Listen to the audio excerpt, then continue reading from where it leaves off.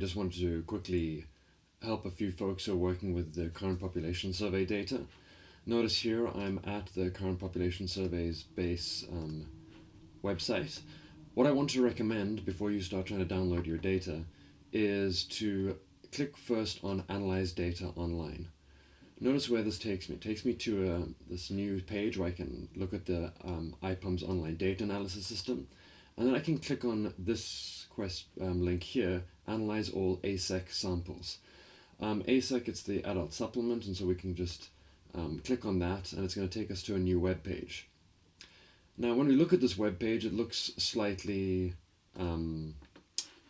like imposing initially, but don't worry too much about that. What we want to think of is that you want to think about this something like what we've done previously with Google Sheets. So what we have here is a whole bunch of different variables that we could think about using. And we want to think about a very basic idea of having a row variable and a column variable in order to think about whether we could graph them or whether we could put them in a table or something like that.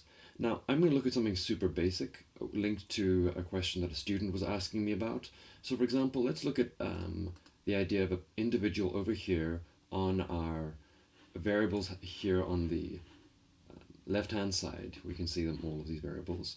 And I here want to look at education. So we're going to say here for the moment, let's go for highest grade of school. And I want to have that as my row variable. Let's say for the moment. Actually, no, I'm going to have that as my column variable. I'm going to have it as my column variable, not as my row variable. Now, the thing that I want to have in my rows is something to do with poverty, because students were asking me about this question to do with poverty. And so let's have a look over here. We've got basic poverty indicators over here, and a student was interested in the official poverty count. So official poverty status here. So I can click on that, and I want to have that in my rows.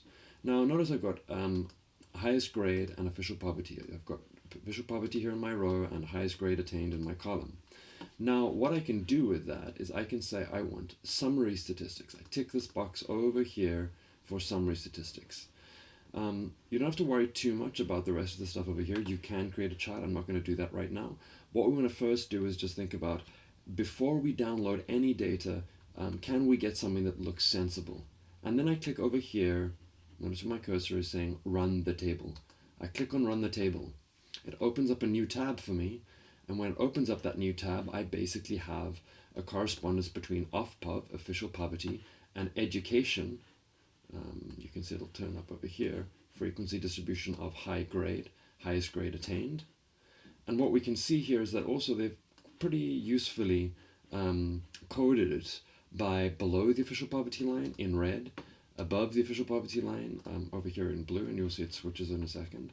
And then we've got the kind of basically the missing variables over here. Now we've got just kind of missings over here, but what's really interesting here is if someone has no education, we can see that of those people with no education, 33.3% of them fall below the official poverty line.